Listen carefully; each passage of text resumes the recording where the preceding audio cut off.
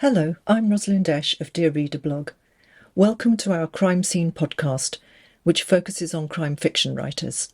Today I'm in conversation with Claire McGowan, author of the acclaimed Paula Maguire crime series and of gripping psychological thrillers, including The Fall, The Other Wife, What You Did and The Push. We began by talking about her latest compelling psychological thriller, Let Me In.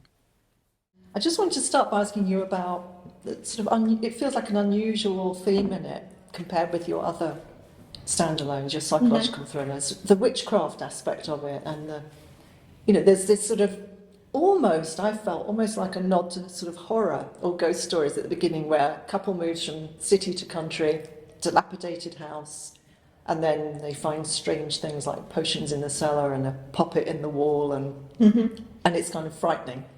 And I just wanted to ask you about that. Do you like horror, and why did you pick that kind of element for the story? I'm just trying to remember now, actually. I think I just had become quite interested in the more witchy aspects of life during lockdown. Like the tarot, quite into reading the tarot and things like that. The slightly woo-woo side, you might call it.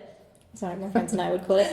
So I suppose it just came out in the book because I'd been reading so much about it and learning about it. And I never really want to write anything supernatural, I don't think. But I like horror where it's all got a rational explanation and it's just people's minds kind of tricking them and frightening them. So I think like real life evil is much more frightening than anything imaginary. Anything supernatural or... But I know that when there is a kind of satanic aspect to a crime, people really seize on that when it becomes a huge thing. So I kind of wanted this murder to be like that and to explain why she ended up serving so long in prison as well, because there was arguably a kind of witchy aspect to it. Yes, it's interesting, that sort of self-sacrifice, that she sort of gives up her freedom, her life, doesn't she, for decades. Yeah. I don't want to give anything away. Spoiled the ending. Yeah. She's a sort of heroic figure in that sense, isn't she?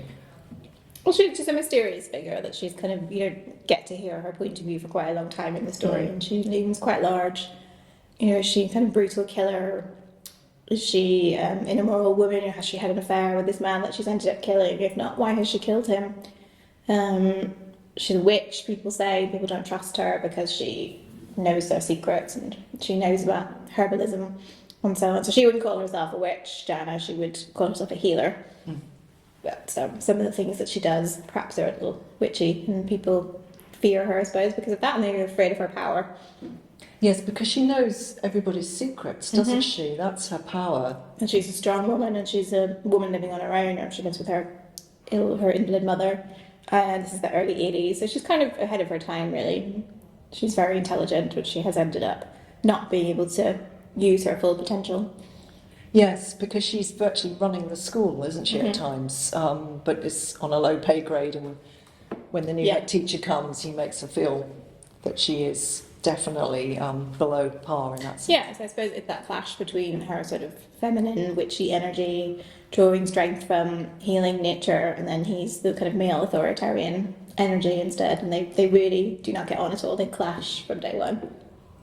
They do, and you also sort of get into that plot from the past, a sort of important issue, the grooming of children, and contrasting it, I suppose, with how it would be now. Do you feel that her dilemma and what happened at that time wouldn't happen now? I'd like to think that, but I think human nature hasn't really changed, so I think people's instincts are still not to blow the whistle and not to make a fuss. And we've just seen it with this Lucy Letby case, where people were concerned about that for years before anyone did anything. Years and years, it's almost 10 years since the worries were first raised, and people just don't like to rock the boat, and they don't like to think that actually something really could be going on. So while there are much more safeguards in place now, while the concept of grooming is much better understood, I think a lot of people's instinct still is to believe the powerful man, or to not make a fuss. Yes. That's interesting. And the Letby case is interesting too, isn't it? Because doctors who we would assume our authority figures were concerned and raising the issue, but they weren't listened to by the management. Yeah, I think part of the reason for that is there have been a lot of whistleblowers within the NHS who have ended up losing their careers over it. So we don't always listen to the people who say whose job it is to say, you know, something's going on here. Yeah. You bring in the NHS a little bit, don't you, in Let Me In, with Helen working through COVID and being completely burned out, really. Yeah. And exhausted. And I thought it's quite interesting, you brought COVID in. It doesn't dominate in any way, but it's just sort of there as a presence, isn't it? And an explanation in some ways for what's happened to her. Yeah, so it's really just touched on as a trauma for her that she's just completely taken her eye off the ball and she hasn't noticed what's going on with her husband. She hasn't even seen the house that they're moving to. She's agreed to buy it as far as she knows and move there, and she hasn't even seen it until she turns up and realises she's been there before, but she can't think how she could possibly have been there or when, but she just has this really strong feeling she's been inside the house. She's so exhausted, isn't she, working all hours during the pandemic, that she's sort of too tired to take notice of anything else. Yeah. And also, I think, didn't George tell her the house was for sale by auction, so you wouldn't necessarily see it true. first. Yeah, you certainly can buy a house sight unseen. Yeah. So, she's just, I think I'm just interested in the idea of people in responsible jobs becoming scapegoats for things. And I've looked at that quite a bit in my new book as well, which hasn't come out yet, but which is finished for next year. Just the idea of like doctors, teachers, social workers being blamed for things that other people are doing, in fact. So Helen, she loses a patient and she just blames herself completely, and she's kind of lost faith in her ability to heal. So there's a big connection between her and Jana. They're trying to heal people. And Jana sort of helps her come back to it, doesn't she, and find her confidence again. Yeah. But both Helen and George, I like the way their secrets and lies are sort of intertwined, and he's had a traumatic experience as well at work, hasn't he? Which has sort of, in his case, led to depression, and he's been unable to find any work. But the two of them are lying to each other, but it's to protect each other, really, isn't it? Yeah, I was interested in, you get a lot of couples in psychological thrillers who are horrible to each other and their relationships are just sort of riddled with lies. But I wanted to write about a couple who, they have told each other some massive lies, but they really love each other and they really do care for each other, and they've kind of done it with the best of intentions, even if it's not the right thing to do. That's interesting that you say that's a common thing in psychological thrillers. I didn't realise that. So, yeah, I think a lot of psych thrillers are about the people that you trust and why you shouldn't trust them, and then the dark secrets that they can have.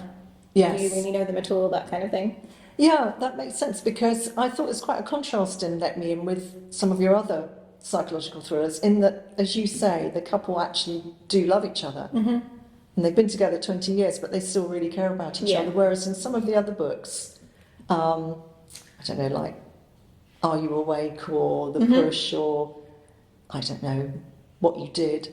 A lot of the couples... The Other Wife. The Other Wife. A couple of terrible marriages. Terrible marriages.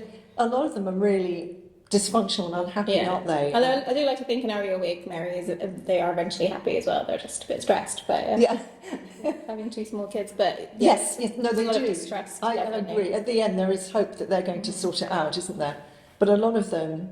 And a lot of the female characters in them spend quite a bit of time complaining about the men and how the men aren't doing what they think they should. And so that's a sort of trope, I guess, and in those novels, that people are dysfunctional and don't trust each other and keep secrets. And, people with dark secrets. And telling lies. Yeah. Okay. And also, I was interested too in the way Helen had such an unrealistic expectation of where they're moving to. She thought there was going to be like basically a gastropub and a nice cafe with good coffee and friendly locals and a nice local shop, and it's nothing like that. I mean, the pub is gloomy, isn't it? And it's just got an old man and a wet dog in it. You know, it just smells horrible. Everybody's unfriendly, and I suppose part of the reason is because of the secret about the history of the house, and they're all hostile, and they're also hostile to incomers, and that kind of highlights the problem in Cornwall, doesn't it, with poverty and unemployment. Yeah, well, second homes. It's a really issue I was really interested to look into, is about people moving out of London during COVID. post-COVID, and I was really dismayed that so many of my friends left in the last couple of years. So I was living in South London at the time, and so many people moved away. I actually moved to central London, so I've just done the opposite for some reason. But it's a big issue. I think people have this dream of the lovely country life, and often that's just not reality. Like, I've got some friends that moved to a village that has no public transport at all, so if they want to come into London, it's not even that far away, but they have to drive to the nearest town that has a train station, which is like a 40-minute drive. So they're just kind of stuck there. And didn't they research that? Were they surprised by that, or did they think it would be fine? No, I think they must have done, I guess, and they do drive, but it's just quite restrictive in terms of actually getting into town if you need to. And a lot of people, when their jobs went back to the office, must have been taken by surprise that actually the commute is quite difficult. And yes, and I lived in Kent for a couple of years, and I found that quite difficult, even though you kind of tell yourself that it's only an hour on the train, but it's psychologically much more than that.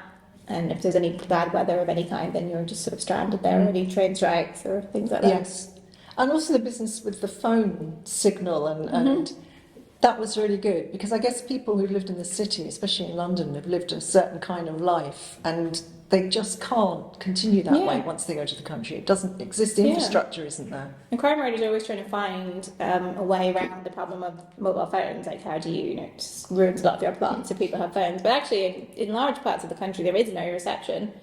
And I've been to Cornwall a few times in the last few years, and I can confirm there are many parts of Cornwall that have no phone reception.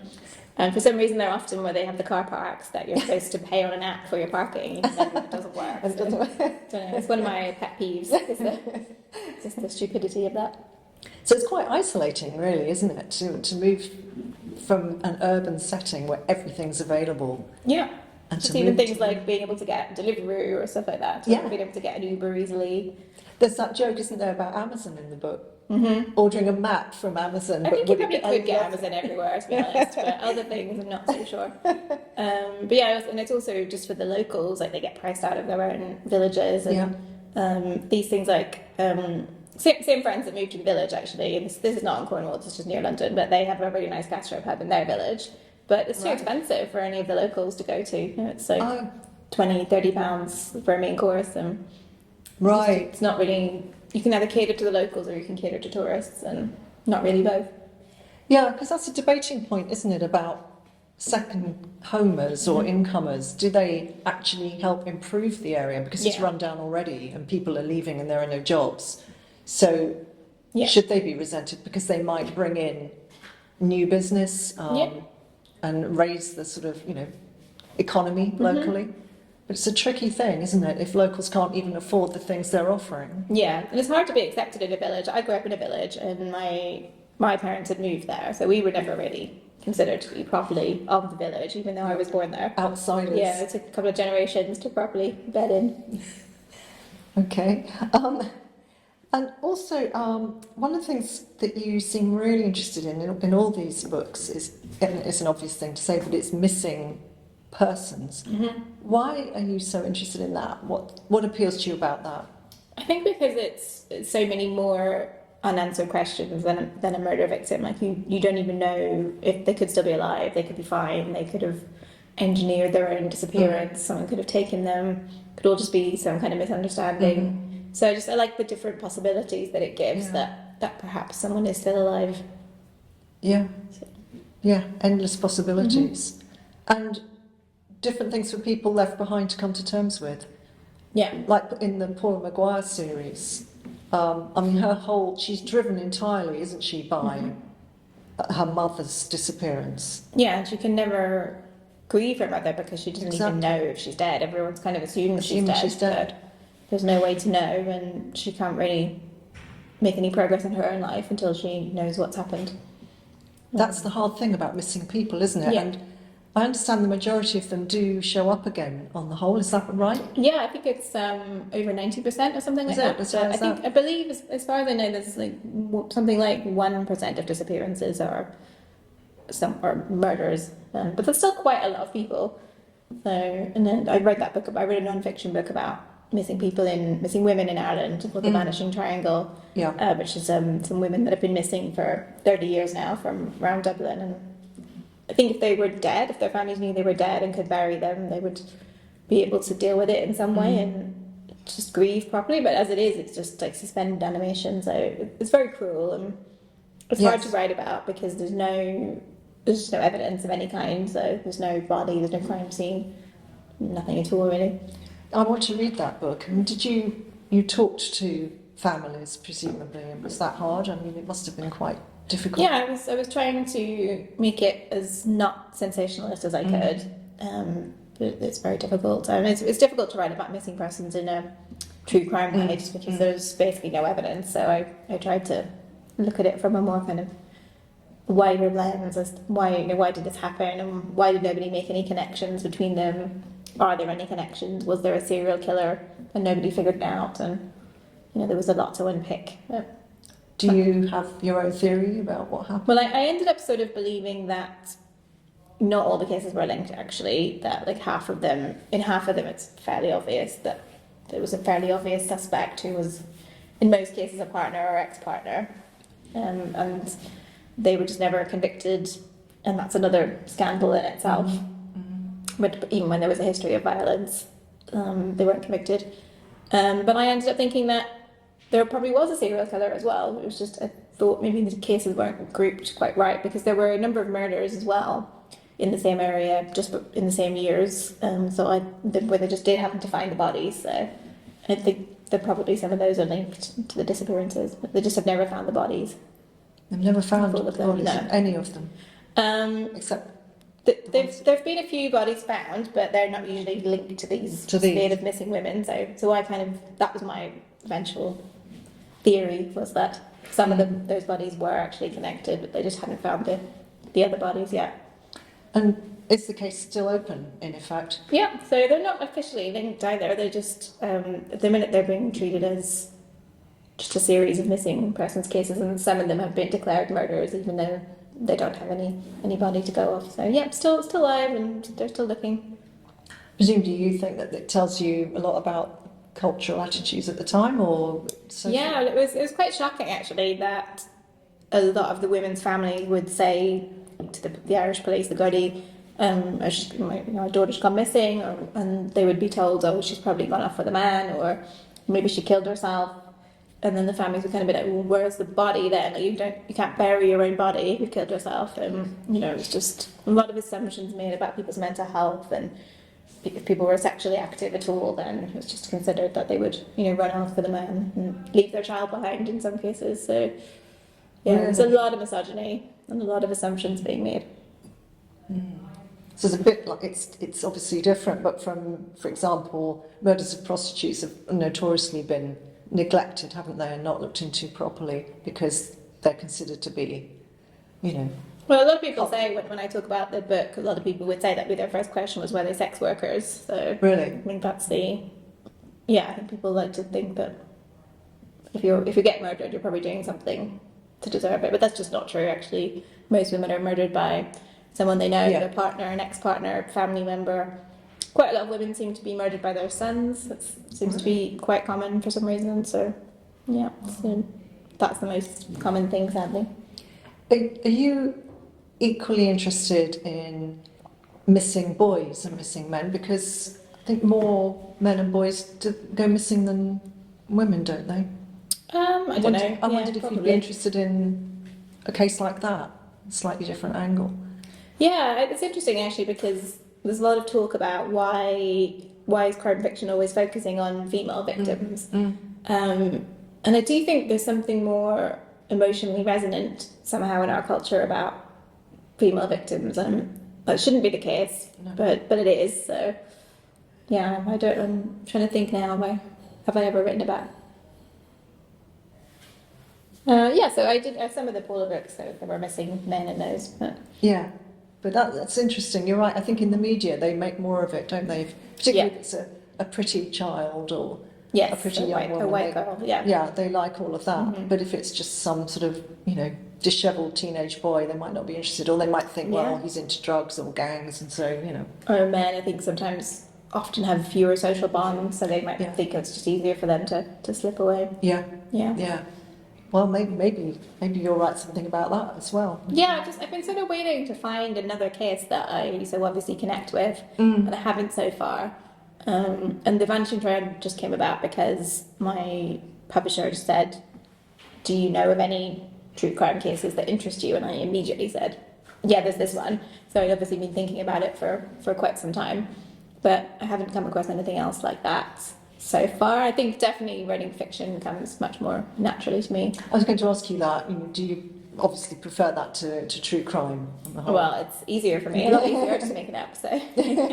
But you have so many ideas. You're very prolific, aren't you? I've always had a lot of ideas ever since I was a child. So, yeah, I have a file at home which probably has like 500 ideas in it. Not to say all of them are good or would work, but Right. yeah, I have a lot of ideas. So. I mean, it's a difficult question to answer, but do you know why? Where do they come from? What is it? You've just got a very fertile imagination. And I've got this theory that people often ask, can you teach people to write? Because obviously I have taught writing for quite a long time as well. And I always say, yes, you can. I think you can teach the technique, absolutely. I don't know if you can teach people to have ideas. no. And I don't know because I've always just had them, but I don't know whether some people just don't have them or... Do you find that students of yours have struggled to find a subject for a book, or are they mostly... Sometimes. I mean, I think people mostly come on writing courses because they have a lot of ideas, and maybe they just... One of the most difficult things actually is to choose the right idea, to focus on the idea that has the most legs. And even now I'm still learning that, because I've jumped about quite a lot in my career, I've written quite a lot of different things, and I think actually what you need to do is have a sort of brand, like a type of idea that's obviously yours. So that's interesting. Look, can you give an example? What do you feel that is in your case? So I kind of write about it's sort of like middle class people with dark secrets, getting up to no good, I think, is my brand. So so like my new book for next year is about a group of friends going to a private island for a 40th birthday, and all the kind of secrets of their past and the terrible things they've done kind of coming out. So it's a bit like it sounds super fancy, but actually you can rent private islands really easily on Airbnb because it's literally just a house on a rock. So there are quite a few of these very small islands. It's mostly in Scotland. Perfect setting for a mystery thriller, isn't it? Yeah, so it's certainly not like a private Caribbean island. It's like a rock in Scotland and it's freezing and they're so you can't escape. Yeah, you can't escape. And no phone reception either, so... Yeah. Perfect. So it's a bit like And Then There Were None, or Yes, it is similar to that. Yeah, everyone's trapped there, and that sounds great. So that's coming out next year. Yeah, so it's all finished, it still doesn't come out for quite a while, but it was a lot of fun to write. You've written something else this year as well.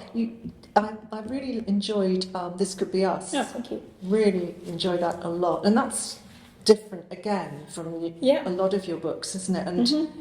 And very moving and deals with really difficult feelings and issues. Yeah.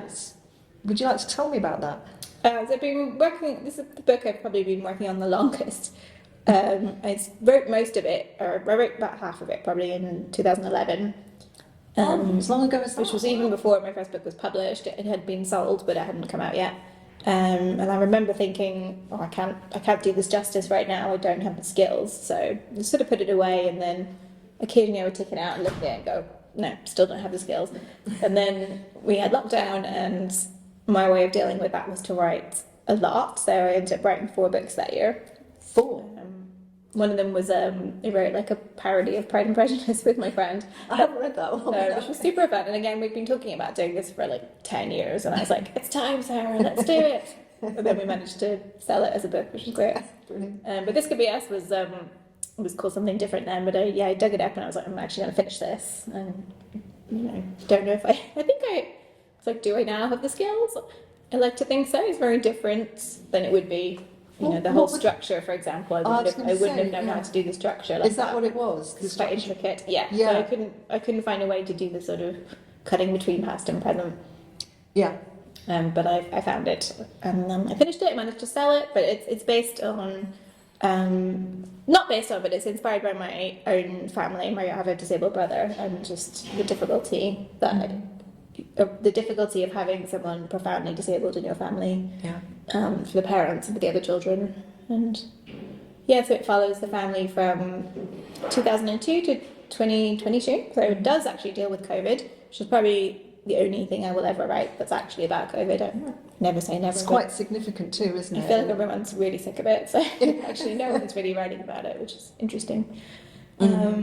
It's a critical point, though, isn't it? And I won't give it away, but Well, it actually dovetailed very well in the end, because obviously when I started writing the book, which was like 12 years ago, I had no concept of any of this stuff, and I just knew it was going to be about the mother of the family, the father and the son, the sibling of the disabled child, and it's going to follow them in the present day and also over a period of 20 years, so it kind of cuts back and forward, and hopefully that creates some mystery as to what's happened. Why is the mother now living in LA? When she left? What happened? Yes. But it ends up working out really well. Actually, there were lots of things I could never have possibly thought of back then. That coming to write it in 2021, 2022 just really worked. Actually, kind of clicked into place. So, what sort of thing worked for you? Well, there's a storyline about. The main character's best friend, who's a bit of a sort of doormat, lives for others, ends up moving into the home when her friend abandons her family, and she just stays there for like 15 years, just selflessly caring for these kids that aren't hers. But she's neglecting her own child, who's never lived with her because she had a manic episode when the child was a baby and almost injured her, and she's afraid. So the question of who that child's father hadn't even really occurred to me. I was just like some random, and then I was like, oh no, it's this character. So that just came to me very late, and I was like, oh right, he's the father. Okay, that makes that was really neat. I really liked that. So just things like that. They must be in there somewhere, I guess. But it just hadn't occurred to me at all. It's quite an intricate plot, and it's not just past and present, is it? It's also different narrators as well. Yeah, I really like that about your books. Like The Push is amazing. Oh, thank you. That's one of my favourites. Actually. Is it? I love that one. It's such a page turner, so incredibly gripping, and I love the group dynamics of that group of people at their antenatal class. They're all so different, and all the tensions, differences between them, and that's all. It's all sort of character driven. You write such good characters in your books, and so there is a mystery, but we already know something's happened, and eventually it resolves. But that's not the main thing. Somehow, it's more about the people and their interaction, isn't it? Yeah, and again, it's sort of like the middle class. Not everyone's middle class, but the kind of the social tensions within the group. And it was kind of inspired by a friend of mine had been going to antenatal group in North London, and she was the youngest in her class, but she was like 37 at this point, so I thought that was interesting. Just the age range. And some other friends went to one, and there were a couple who weren't pregnant. Their baby was with a surrogate in America, so I thought that was really interesting too. That's interesting. So it's quite an intricate story. It's 3 timelines, multiple narrators, so most of the story is told by the main character who's pregnant and kind of chronologically goes through the groups and the pregnancies. And then you get the point of view of a detective who's investigating after the murder. She's trying to get pregnant herself, so it's quite resonant. And then there's everyone else's perspectives on what actually happened the day of this party where someone's been killed. But we don't even know who's been killed until exactly. We don't even know who it is. And there's quite a lot actually in your books about pregnancy, isn't there? And infertility, and babies and children. Lots of interesting aspects about it. I mean, on the one hand, books like Are You Awake and others where the children create chaos and put a real strain on the marriage. But then there's also people trying to have, like Saoirse in the Paula Maguire story. That's quite moving because she's desperate for a child, and Paula, who is the sort of main hero character, but she just carelessly got pregnant. And doesn't even know who the father is. Doesn't know who the father is. And that's really interesting that her best friend is trying to cope with that. And in the Push, of course, there are people, very sadly, who, as you say, they're adopting or having a surrogate. One of them's got a surrogate, but there's they're actually adopting. It was going to be a surrogate to start with, but then for some reason I changed that. And it doesn't work out, does it? And then there's the couple, the 2 women, and there's a secret there that one of the women doesn't know. So there's quite a lot about children and babies and Yeah. Why you're interested in that? Is that because of friends and family that have gone through all this, or? I think it's just such an emotive issue for women, and it can really drive a wedge between people. Yeah. And so my situation, I don't have children. I do have fertility problems, but that's not the only reason I don't have children. I haven't made my mind up still, so I don't think anyone. And I'm really interested in that, and I've not really seen that explored much. That just ambivalence. You get a lot of like tragic and fertile women, Yeah. and you get a lot of mothers who aren't happy, but you don't really ever get the people that are just like, well, I still don't know. It could go one way or the other. So, Well, I'm very that's interested right. in that. Yeah, and there's that couple, Jeremy and I can't remember her name. God, Is it Anita. Anita, I yeah. instantly forget my books once I finish them. So, Well, they're quite interesting in that way because Yeah. at the end it's all fallen through and it's all been a disaster for them. But you get the sense when they're talking together that actually they'll get over this and maybe they won't go down that route. yeah, and I'm really interested as well in how once you step on the road of fertility treatments, it's so easy to just get sucked into it and go deeper and deeper and deeper. And you say things like, "Well, I'd never do IVF," and then people end up doing like 10 rounds of it because it's just this hope of like, "Well, we'll just try again. We'll try again. We'll try It kind again." of feeds on itself. And it can destroy people, financially, emotionally. Just destroy marriages. Yeah, absolutely, yeah. And sometimes if you take a step back, you might think, actually, do I even want this, or is life good as it is? Yes, but it's difficult once you've gone down that path, isn't it, to go back to Yeah. feeling contented. It's like a presumably. sunk cost fallacy, I suppose. So, Yes. yeah.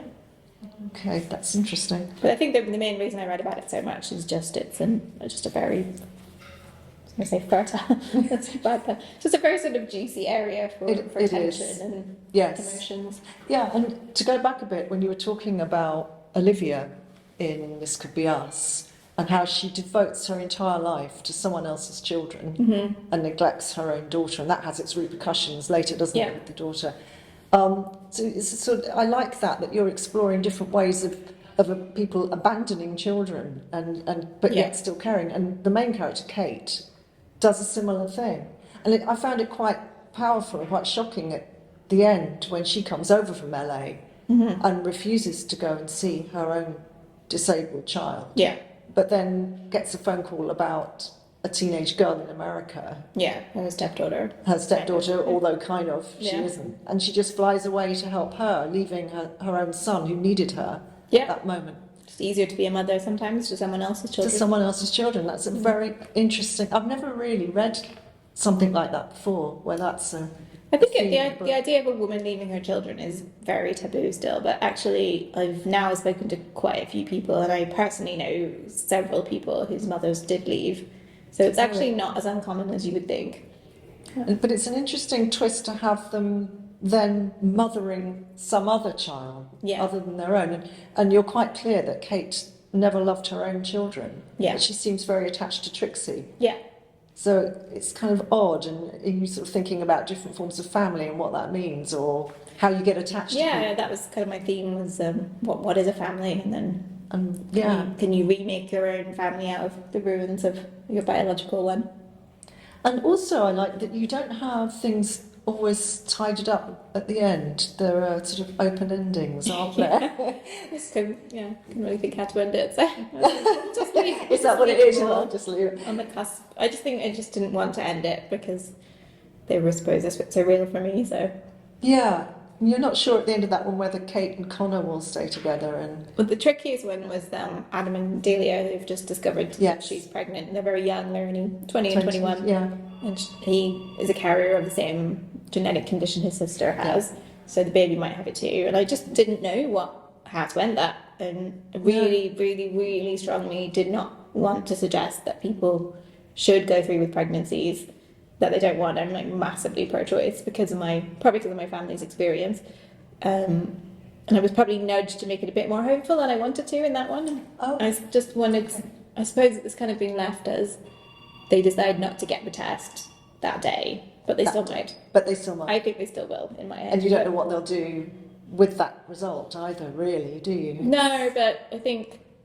I didn't want to. I think it's quite a dangerous area to dabble in. Like, oh well, you'll love them anyway. It's like I just think you can't possibly know what people should do in that situation. And I didn't know what Delia's motivation was in a way, that she was in that situation, presumably knowingly. Is that because of what her mother abandoning her? Is she trying to redeem that situation through her own experience in some way? I think she just has a sort of mixed up sense of morality as well. And there's a lot of propaganda at the minute on social media about, I've noticed this, and I think it's really insidious, and it's coming out of America, most of it, about how great it is to have big families and have your children really young and have loads of children.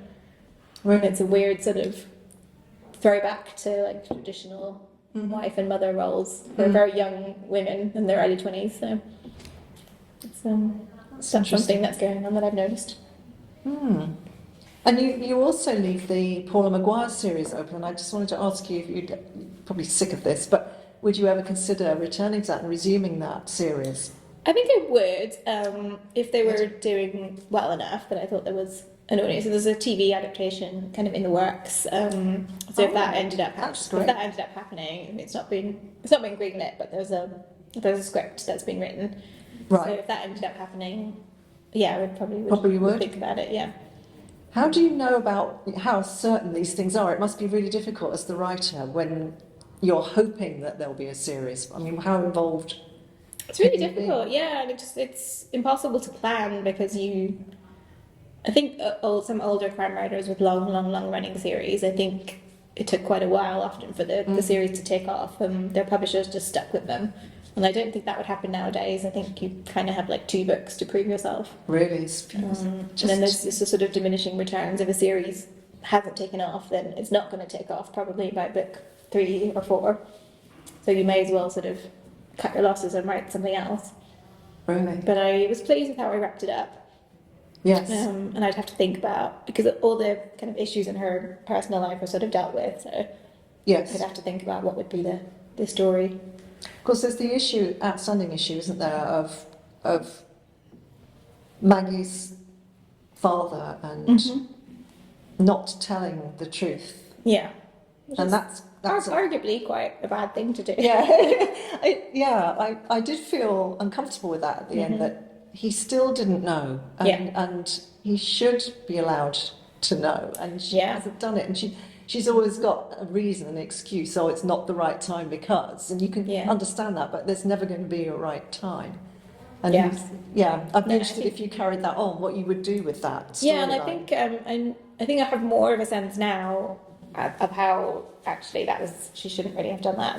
That wasn't really her call to make. So yes, exactly. Yeah, she's not the only one in that situation, is she? But then I suppose she didn't want to find out, and then someone else found out for her. So yes, I wonder if I mean, you can just hypothesise what she wanted to know eventually, but no, I think she would have kept her head in the sand.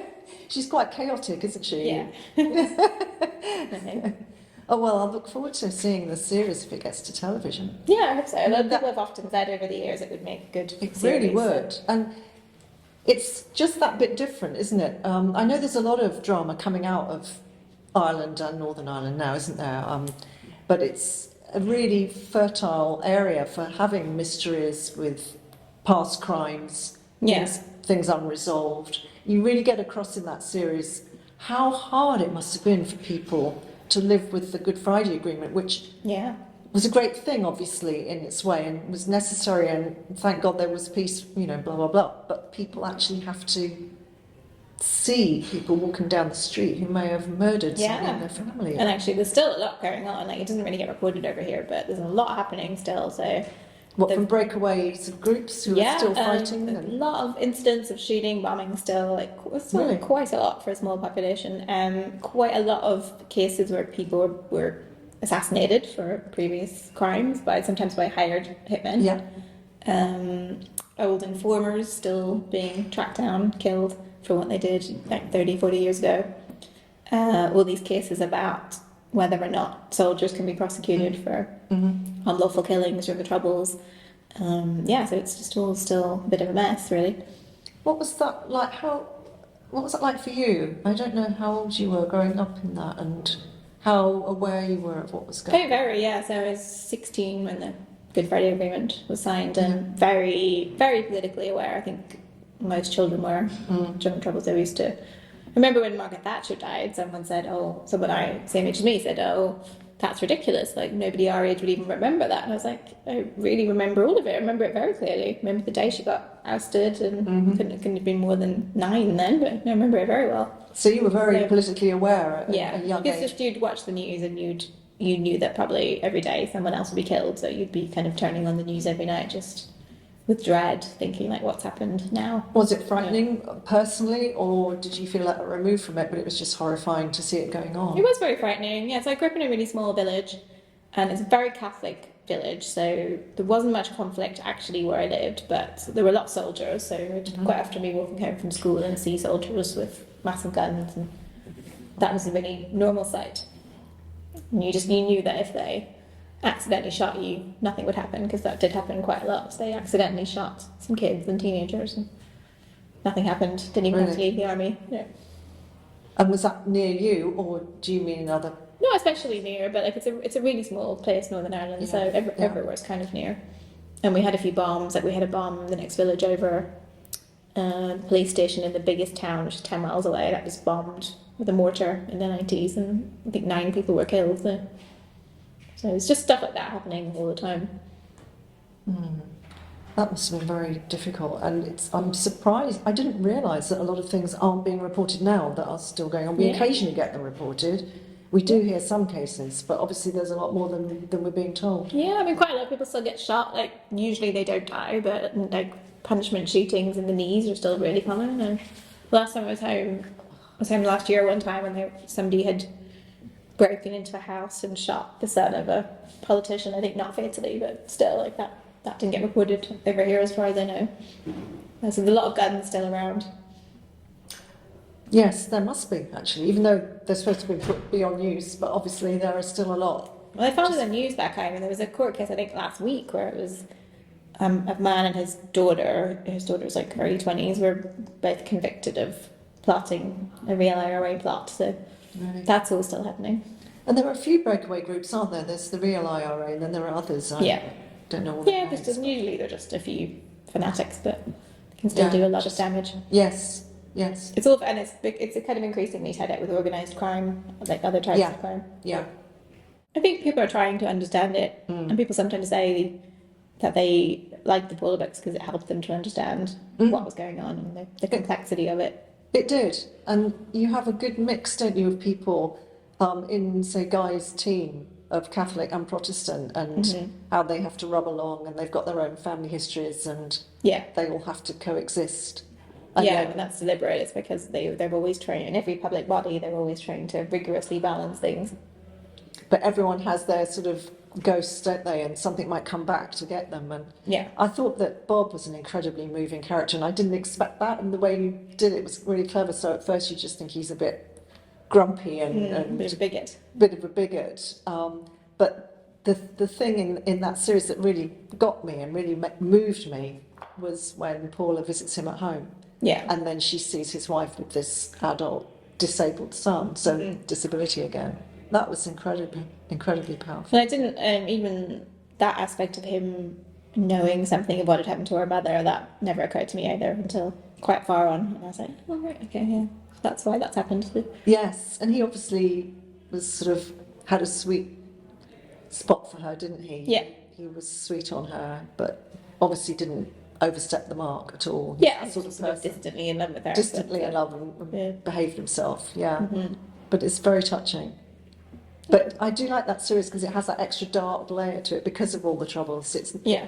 They're great mysteries, but it's got another depth. Yeah, it's like a post-conflict society, which I'm quite interested in writing about. Yeah, and not post enough, perhaps. No, and it is peaceful, and it is a nice place to visit as well. It's just there's a small amount of things still rumbling on.